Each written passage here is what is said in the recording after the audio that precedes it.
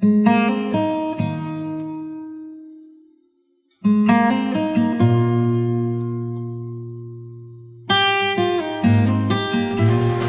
bom dia a todos, a paz do Senhor. É uma alegria muito grande estar aqui com esta maravilhosa igreja, que eu não conhecia de facto, mas é a primeira vez que estou aqui e é um privilégio, é uma bênção, é uma alegria. Vim com a minha esposa, as minhas duas filhas e com o extra, que é a minha sogra. Ela costuma estar connosco ao domingo e também é uma bênção. Realmente esta é uma igreja histórica, tem mais ou menos a idade da Almeara. Nós fazemos 86, vocês fazem 85, portanto somos igrejas irmãs que o Senhor tem movido.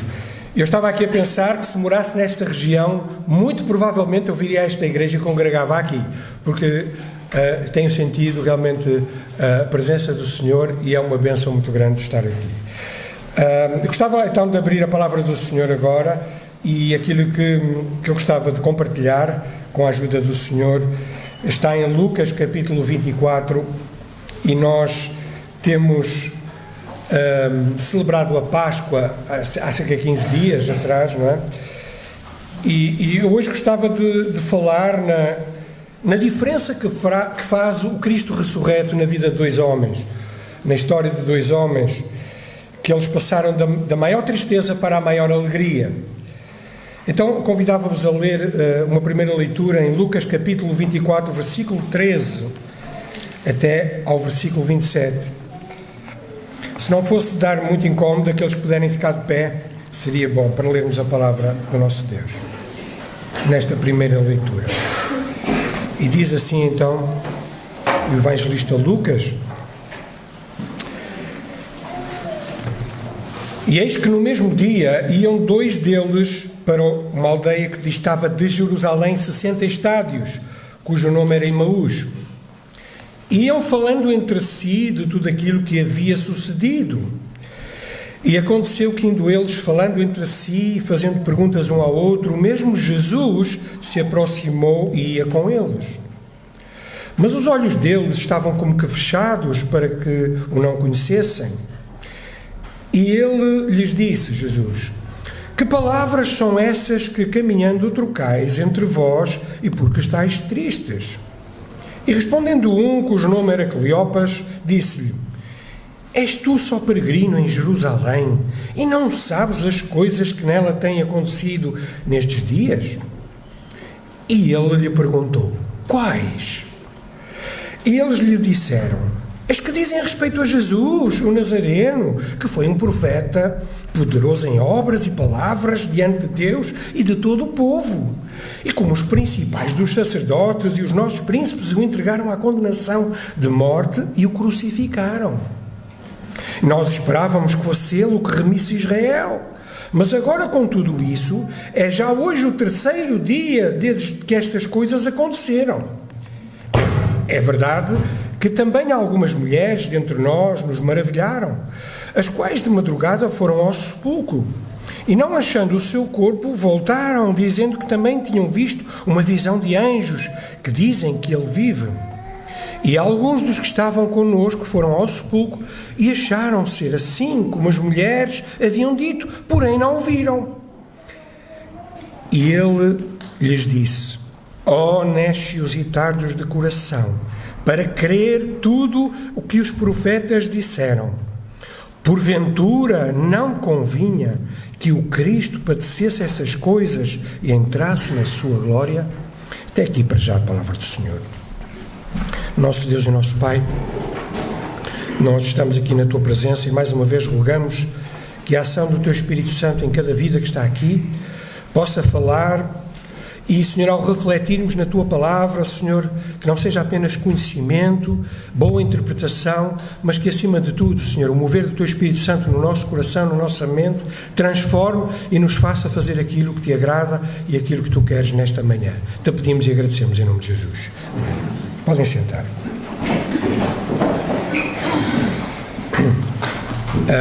Este é um relato maravilhoso, exclusivo do evangelista Lucas, em Lucas. E embora Marcos faça também uma pequena referência a estes dois discípulos, nós vemos aqui realmente algo maravilhoso. Jesus a aproximar-se destes dois homens. Fala aqui no versículo 13 que eles iam no caminho para Emaús. Emaús, ou Nicópolis, distava a cerca de 60 estádios a noroeste de Jerusalém. E, embora alguns aleguem que seriam 160 estádios, o que me parece demasiado para o tempo que eles percorreram, e já agora, em jeito de informação, um estádio significa 185 metros, nas nossas medidas, porque hoje ninguém usa estádios para medir as coisas, e então seriam cerca de mais ou menos 12 quilómetros. E este caminho de Emaús, eles vinham de Jerusalém, porque tinham celebrado a Páscoa, mas qual era o estado deles? Eles vinham tristes, vinham cabisbaixos, vinham confusos com tudo aquilo que tinha acontecido e que estava a acontecer. Então, o caminho de Emaús ilustra também aqueles períodos da nossa vida em que nós nos sentimos tristes, cabisbaixos, confusos, não entendemos o que é que está a acontecer. Às tantas é uma doença que vem à nossa vida, um acidente, algo que vem à nossa vida que nós não compreendemos e ficamos assim, tristes, cabisbaixos, confusos. É isso que ilustra o caminho de Emaús. Mas também o caminho de Emaús é um lugar de reencontro. É um lugar de alegria, de comunhão. É um lugar em que Jesus se faz presente, porque Ele está vivo. E então vemos aqui a celebração do Cristo vivo, que se aproxima, que vem, que quer estar connosco. O caminho de Emaús é tudo isto. É a celebração da esperança, porque Jesus é a nossa grande esperança. A propósito disto, celebração da esperança, eu não sei se têm ouvido, mas no dia 26, já agora permitam dar este pequeno anúncio no meio do sermão, que não é normal, mas faço este parênteses. No dia 26 vamos estar lá no chamado Pavilhão Rosa Mota, no Super Boca Arena, a celebrar este Cristo que está vivo. E o pastor Will Graham, da organização Associação Billy Graham, vai estar ali, a mais de cerca de 5.000 pessoas a partilhar o Evangelho, este Evangelho que salva. Todos são convidados no dia 26 de abril às 9 horas da noite. Falando um pouco do contexto desta passagem, é importante nós percebermos os contextos. O que é que tinha acontecido? Bem, Jesus tinha ressuscitado na madrugada daquele dia, daquele domingo, precisamente, naquele domingo de Páscoa, e tinha aparecido a Maria Madalena, em primeiro lugar, aquela Maria Madalena que Jesus tinha libertado 7 demónios, de acordo com a narração bíblica, e depois ela apareceu também a mulheres, a outras mulheres, a Maria, mãe de Tiago, a Joana. Isto está mesmo aqui em Lucas, capítulo 24, versículo 10. A seguir apareceu a Simão Pedro, que foi a correr lá tentar encontrar Jesus, ao sepulcro, e depois manifestou-se a estes dois discípulos. Mais ou menos esta é a ordem cronológica, há outras, mas eu acredito que seria mais ou menos esta a ordem. E naquela tarde de domingo, Jesus aproxima-se destes dois discípulos. Eles não faziam parte dos 12 apóstolos, alguns pensam que faria parte dos 70, mas eles estavam ali confusos. Um deles diz o versículo 18 que se chama Cleopas, não é? Alguns estudiosos pensam que ele seria o marido de Maria, mãe de Tiago, o menor, que esteve na crucificação, que é referida em João capítulo 19, versículo 25, como Cleopas ou Cleófas, de acordo com a tradução. Mas não há certezas de que, de facto, será a mesma pessoa. O outro não sabemos quem era. Alguns pensam que seria o próprio Lucas, o médico, mas também não há revelação bíblica que nos diga era Lucas. Podemos apenas pensar nisto. De facto, há aqui bastante pormenor no relato de Lucas. Mas enquanto caminhavam, eles falavam dos últimos acontecimentos, daquilo que estava na ordem do dia. Hoje vive-se uma febre de informação, certo? Nós vivemos na era da comunicação, hoje valoriza-se muito a informação, mas também há muitas fake news. notícias falsas, não é? Ouvimos de um lado, depois vem outra coisa a contradizer.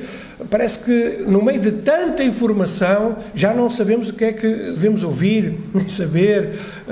O melhor é acreditar na palavra do Senhor, não é? Mas, por outro lado, também não devemos ficar indiferentes às informações. O crente deve ser uma pessoa informada e deve procurar estar informado acerca do que se passa no mundo, mas nesta enxurrada de informação e fake news, não devemos permitir que as informações nos envenenem, nos deitem abaixo, porque às vezes pode acontecer isso, porque normalmente as informações que nós ouvimos e as notícias são negativas, não é? Então nós devemos bloquear-nos um pouco nesse sentido, para que isso não domine o nosso coração. Vemos então no versículo 15 que Jesus aproximou-se e ia com eles. O mesmo Jesus que tinha ressuscitado na madrugada daquele dia, naquela tarde aproximou-se de Jesus. E este aproximar de Jesus é algo espantoso. Deve mexer connosco. Porquê? Porque realmente nós vemos, e é extraordinário perceber que Deus é aquele Deus que não fica indiferente ao ser humano, à nossa confusão, à nossa tristeza, à nossa realidade do dia-a-dia, mas é aquele Deus que se aproxima, é aquele Deus que se faz presente. E vemos isso aqui nesta passagem. O próprio Jesus Cristo aproximou-se daqueles homens que estavam confusos. Depois de Adão e Eva terem pecado, eles esconderam-se. E o que é que Deus faz? Deus vai à procura deles, ao seu encontro, e pergunta-lhe: onde estás? Onde estás? E, então, Deus é este Deus que nos procura, que quer ter comunhão connosco, e em Jesus Cristo nós vemos isto, porque em Jesus Cristo nós encontramos-nos e encontramos-lo a Ele, e Jesus tem um plano maravilhoso para a tua vida e para a minha vida. Ele deseja estar connosco, e Ele quer caminhar connosco, fazer parte da história da nossa vida. Amém? Então devemos desfrutar desta comunhão. Eu não sei como é que está a tua comunhão com Cristo, se realmente Ele faz parte da tua agenda, se Ele faz parte dos teus planos, se faz parte dos teus propósitos, porque é isso que Jesus quer fazer. Avançando um pouco no versículo 16, nós vemos que os olhos deles estavam como que fechados, para que não o conhecessem. Eles não viram que era Jesus, não compreenderam que era Jesus. Os olhos estavam como que fechados. Esta semana fui a um centro comercial e depois precisei ir à casa de banho, e ia abrir a porta da casa de banho com muita força, e do outro lado eu senti que batia em alguém. Acontece, não é? Só que, coisa ainda mais triste, era uma pessoa invisual, era um cego que estava do outro lado. E eu fiquei muito constrangido, pedi-lhe muitas desculpas, porque realmente aquela porta não se estava para ver de um lado para o outro, e ele, muito zangado e com alguma razão, disse-me: ainda bem que eu levava a mão à frente, senão batia-me na cara. E eu ainda mais envergonhado fiquei, não é? Não só já é grave bater na porta de uma pessoa, com uma pessoa do outro lado, mas numa pessoa que está invisual, ainda pior, não é? Eu, tentando talvez justificar-me, disse-me: isto não dá para ver de um lado para o outro, mas senti-me ali mesmo envergonhado. Mas refletindo depois um pouco nisto, ou seja, estavam ali duas pessoas, uma consegue ver, mais ou menos, não é? E a outra não consegue ver nada fisicamente. Mas a verdade é que aquela porta era uma espécie de venda que nos fazia os dois estarmos na mesma condição. Éramos os dois cegos ali, não é? E isto fez-me lembrar que, embora eu vendo, eu estava cego. Até é um hino assim muito famoso, não é? Mas de facto, aquela porta impedia-nos de ver. Aqueles dois homens também, vendo, não viam nada. Eles estavam cegos em relação a Jesus, porque Jesus estava ali com eles, mas eles não o conheceram. Parece que tinham uma venda. E porquê é que aqueles homens não reconheceram Jesus? É uma pergunta interessante para nós meditarmos. Não temos todas as respostas, mas eu posso sugerir algumas.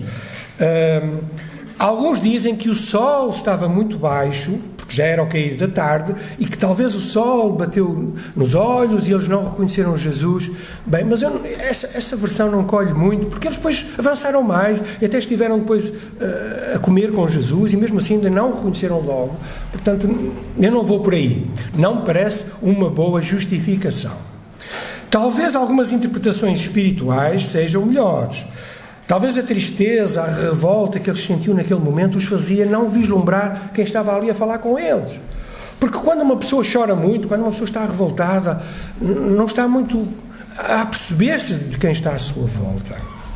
Talvez a ignorância que tinham das Escrituras, como vamos ver mais à frente, também fazia-os que eles não vislumbrassem o Senhor Jesus ressurreto.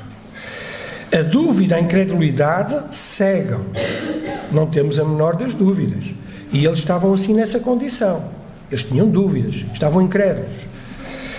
Mas talvez uma das opiniões que colha mais sentido nesta passagem é que o aspecto de Jesus estivesse um pouco diferente, não é?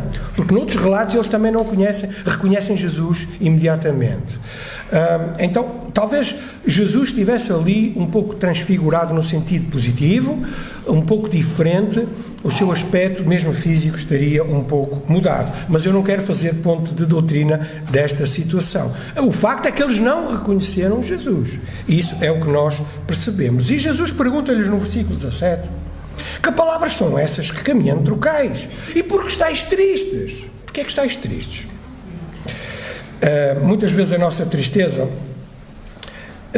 e deixem-me dizer isto, os cristãos às vezes ficam tristes, sim ou não? Sim, ainda bem, porque se eu estivesse numa igreja que diz o cristão nunca fica triste, então precisavam levar aqui outro tipo de sermão, porque realmente temos que ser honestos, precisamos de admitir perante o Senhor que muitas vezes na nossa jornada, na nossa caminhada, nós ficamos entristecidos com muita coisa. Às vezes muita da tristeza é culpa nossa, daquilo que nós fazemos, daquilo que nós procedemos. Às vezes é causada pelos outros, às vezes é por causa das circunstâncias da vida.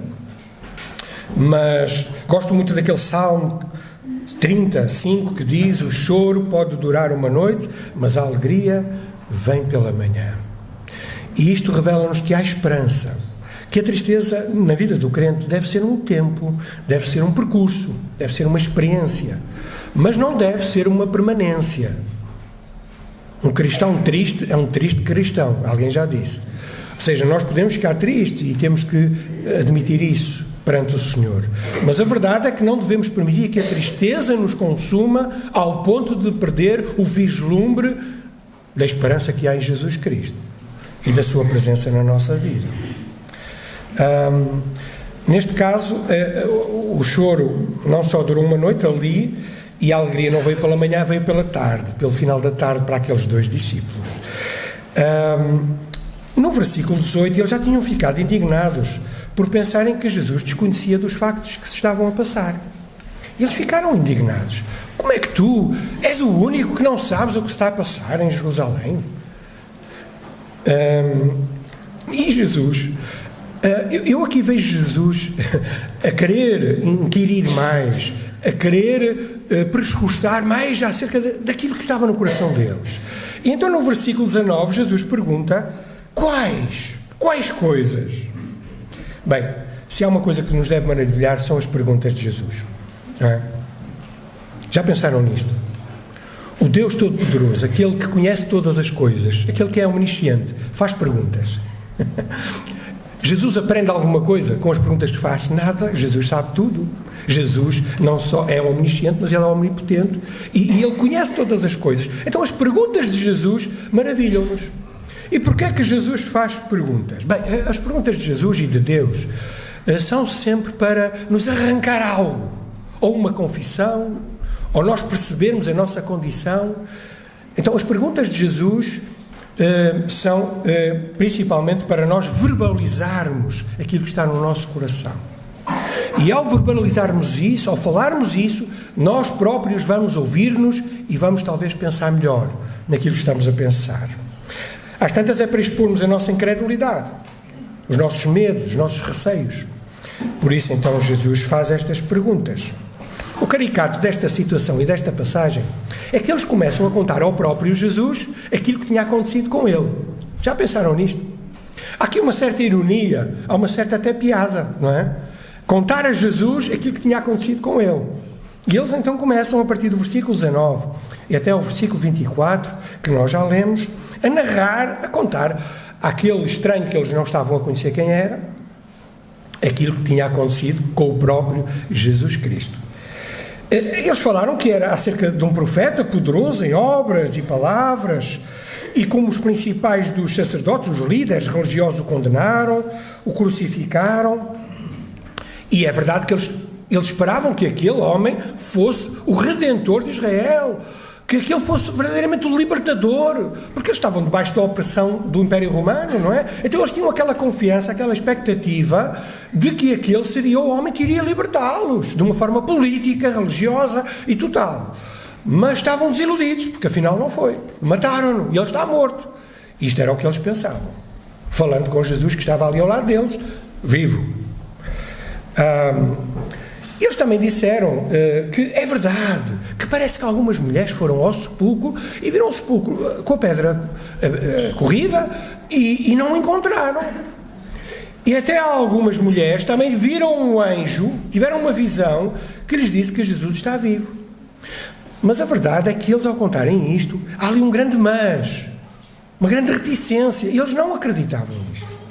Eles não tinham visto, não tinham estado lá.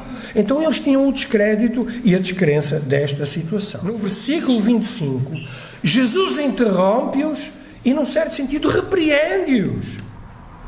E diz-lhes: ó nécios, ó loucos, ó sem juízo e tardos de coração, para crer tudo o que os profetas disseram. E depois diz-nos no versículo 26, não era necessário, porventura não convinha, que o Cristo padecesse estas coisas e que entrasse na sua glória? Não era necessário. Bem, Jesus, ao longo do seu ministério, várias vezes afirmou claramente o que é que iria suceder-lhe. Que ele precisava ser preso, que ele iria ser crucificado, maltratado e que iria morrer. Podemos abrir rapidamente, voltamos já a esta passagem, em Lucas capítulo 9, 22. Vejam Jesus muito anteriormente a falar claramente disto aos seus discípulos. Lucas 9, 22.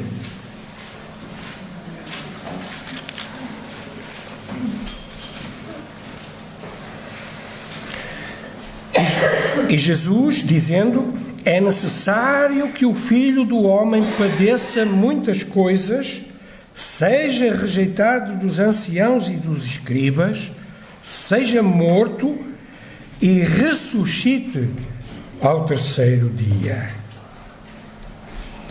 Provavelmente aqueles dois discípulos, eles ouviram isto.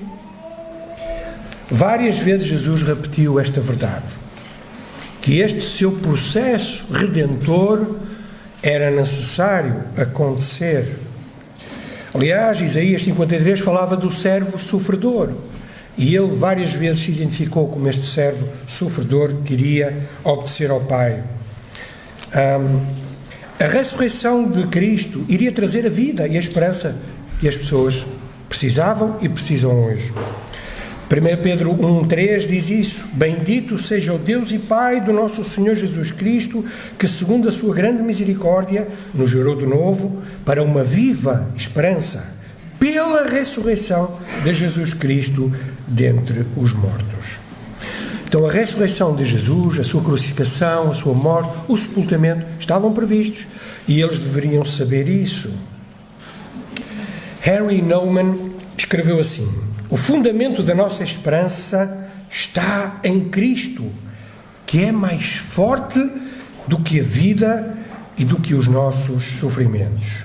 O fundamento da nossa esperança não é uma expectativa positiva de algumas coisas que vão correr bem. O fundamento da nossa esperança é Jesus Cristo. Bem? Depois, a partir do versículo 27, eles têm um grande privilégio. Aqueles dois discípulos vão fazer parte do melhor estudo bíblico que alguma vez alguém participou. Porque é o próprio Jesus que pega nas Escrituras e começa a explicá-las. Talvez nos Salmos, nos Profetas, a lei, e começa a explicar acerca daquilo que os antigos disseram acerca dele. E no versículo 27, começando por Moisés, todos os profetas explicavam-lhes o que dele se achava em todas as Escrituras. E diz o versículo 32 que quanto mais Jesus explicava-lhe as Escrituras, mais o coração deles ardia. Mais eles ficavam compungidos, mas eles ficavam dentro deles a arder e a pensar que é isto, que coisa tremenda. Nós agora estamos a compreender tudo. Finalmente. Eu gostava de referir aqui o método de Jesus, que traz grande ensino à nossa vida também, como pregadores e como ensinadores da palavra. Vejam o método de Jesus. Ele usava as Escrituras. Ele usava as Escrituras para explicar as coisas. No versículo 44, quando eles depois foram contar aos 12, estes dois, eles disse: são estas as palavras que vos disse, estando ainda convosco, convinha que se cumprisse tudo quanto de mim estava escrito na lei de Moisés, nos profetas e nos salmos. Jesus aqui está a aparecer novamente aos 11, mas ele está aqui a referir mais ou menos o seu método. Qual é o seu método? E as igrejas precisam deste método. É explicar às pessoas a Bíblia pela Bíblia. Usar a palavra pela palavra, mostrando e explicando a palavra e interpretando a palavra para levar as pessoas à palavra. Estamos cansados de historinhas. Estamos cansados de coisas que alimentam o nosso ego. Precisamos das Escrituras. A igreja precisa das Escrituras. E não há mudança, não há transformação, enquanto realmente as Escrituras não fizerem parte da nossa vida. Mas vamos agora à segunda parte desta passagem, Lucas 24, e ler o relato final a partir do versículo 28. Acompanhem, por favor, aqueles que puderem. Lucas 24, 28. E chegando à aldeia para onde iam, ele, Jesus, fez como quem ia para mais longe. Mas eles constrangeram-no e dizendo: fica conosco, porque já é tarde e já declinou o dia. E entrou para ficar com eles.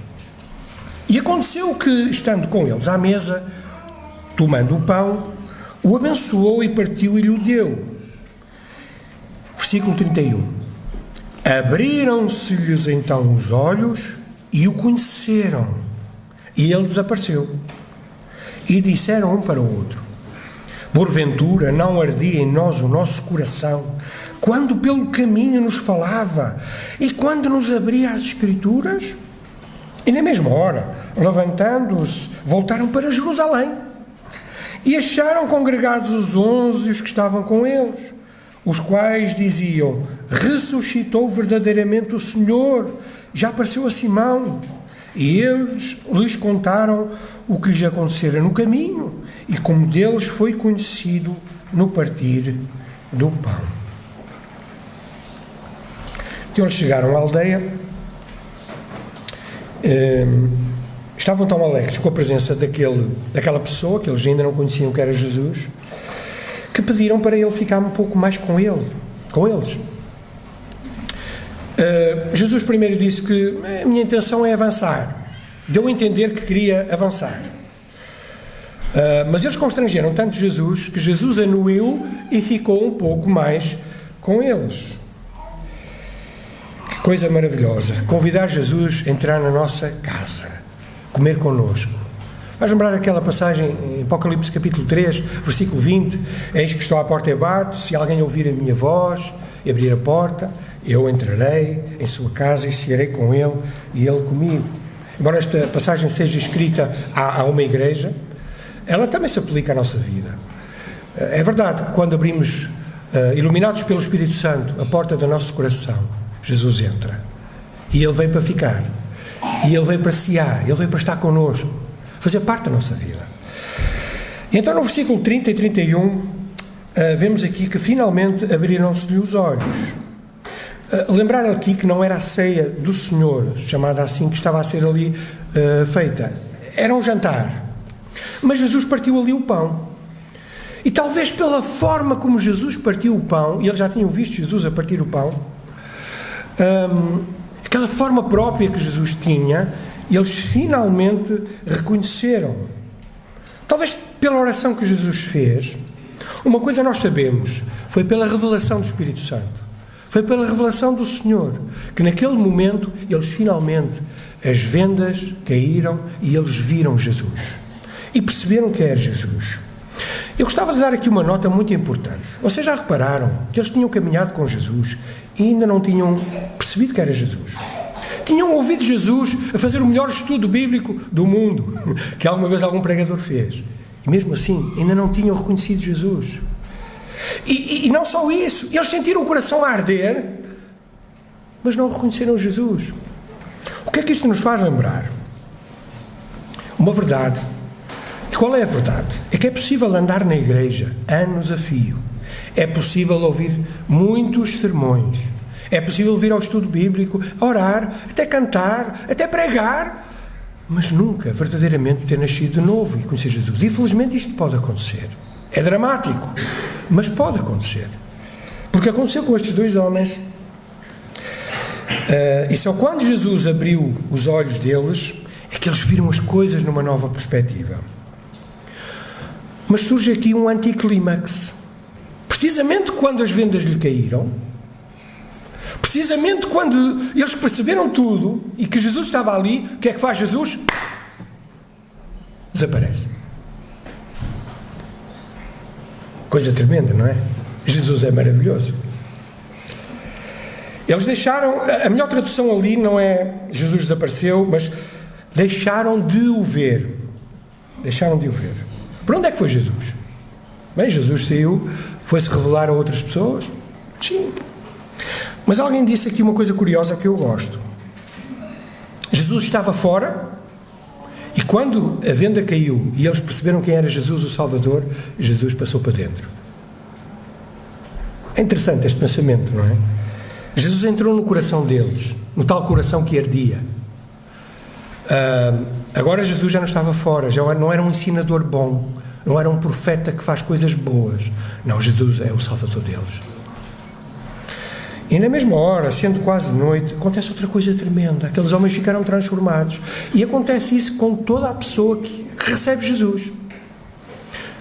Todo aquele que recebe Jesus Cristo, a vida nunca mais é a mesma. A motivação é diferente. O fruto tem que ser diferente também. O que é que eles fizeram? Uma coisa esquisita.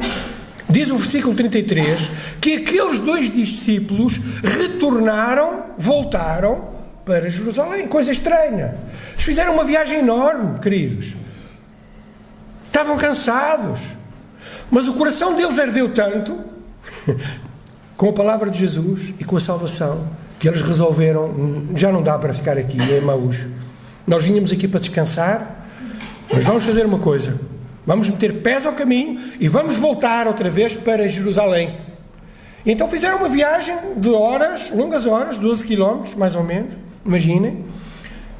Talvez durante a noite, porque já tinha caído o dia, e realmente retornaram a Jerusalém, toda a noite. E porquê? Porque eles queriam partilhar esta maravilhosa esperança que há em Jesus Cristo. Eu gostava de dar agora algumas aplicações finais e muito rápidas para nós meditarmos nesta manhã. A primeira é que Jesus não quer só caminhar connosco, não chega a vir à igreja. E é muito bom vir à igreja. Deus deseja entrar no nosso coração. Deus deseja fazer parte da tua vida. Esse é o seu plano.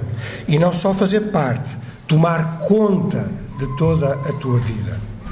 Ele é o Senhor, Ele é o Salvador. Reparem que Jesus caminhou com eles. Jesus escutou-os, mesmo os disparates que eles disseram.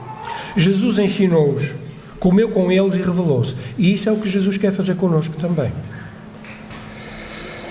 Então, a primeira nota, a primeira aplicação que eu gostava de fazer é que Jesus quer fazer parte da tua vida. A segunda aplicação é que Jesus, fazendo parte da tua vida, Ele quer salvar-te. Ele quer curar tudo aquilo que não está bem. A tua tristeza, a tua amargura, a tua falta de perdão, o teu desânimo, a tua falta de esperança. Em Jesus, tu tens a resposta. Jesus não só tem a resposta, Jesus é a resposta. E no meio de tantas crises existenciais, com tantas pessoas deprimidas, tristes, sem rumo, sem propósito, à nossa volta, colegas de trabalho, colegas de escola, pessoas que convivem connosco, familiares, pessoas que realmente não conseguem virar-se para Jesus porque não entendem que Ele é a solução. A nossa resposta continua a ser a mesma. Jesus é a nossa salvação, alegria e esperança. E tu precisas crer nele esta manhã, se ainda não tens Jesus no teu coração. Este Evangelho que estamos a pregar é o Evangelho das Boas Novas. É o Evangelho que transforma, é o Evangelho que muda a nossa maneira de estar e de pensar.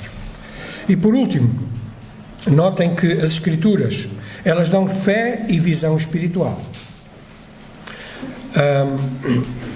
Quando nós falamos com um descrente ou alguém confuso que está com a sua vida ou com alguma seita ou com alguma religião, nós devemos ir sempre às Escrituras, falar de Jesus. Não chega a falar da nossa experiência, do nosso testemunho, isso é bom, mas falar as Escrituras, porque as Escrituras é que dão fé e visão espiritual.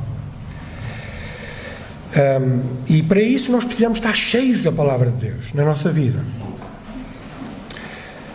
Que a leitura, a meditação da Palavra possa fazer arder o nosso coração. Amém? E arder no sentido de queimar aquilo que é mau, que é pecado, eliminar aquilo que não presta na nossa vida. E a Palavra de Deus é viva e eficaz para fazer isso, para fazer essa divisão. Mas, sobretudo, também a queimar-nos ao ponto de dizer assim: esta mensagem não é só para mim. Inflamar-nos ao ponto de eu vou falar de Jesus esta semana. E quando lemos e meditamos na Palavra do Senhor, certamente isso acontece. Quando ouvimos a exposição da Palavra do Senhor, a sua poderosa mensagem não pode ficar só para nós. Tem que ser partilhada.